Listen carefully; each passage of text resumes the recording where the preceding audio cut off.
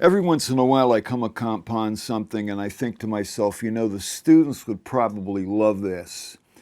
And I got a hold of two books, and they're interesting.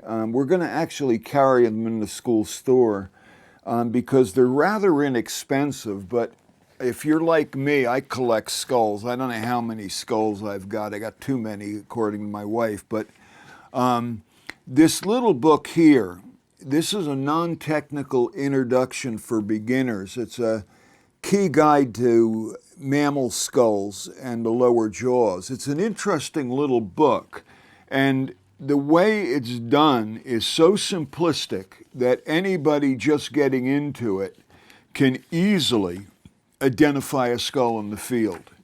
And it's not just the lower jaws, but it's also, the whole skull, the skull drawing, the terminology, the stuff like that. And I really think that if you're just getting into it, or just something packable,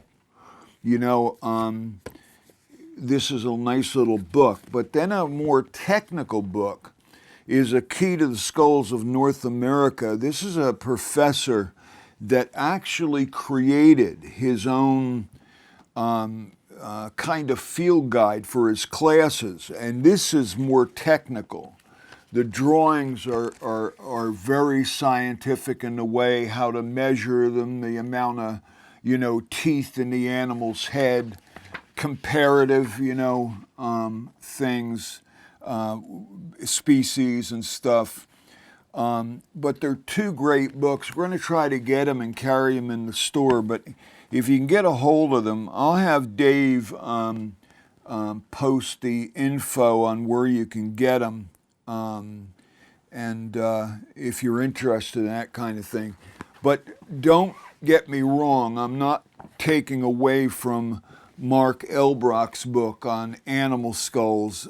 He did a superb job. This volume is tome on animal skulls. I don't know how many years it took him to put it together, but that is probably the Bible of animal skulls. And long ago he was a student, but he really has done a lot of good books on the subject. But anyway, let's get back now to ceremony. A little bit later I'll post the information where you can get it. As I said, it's rather inexpensive, and it's the little one is good for anything from kids to people that are just getting into it and throwing it in your backpack or whatever.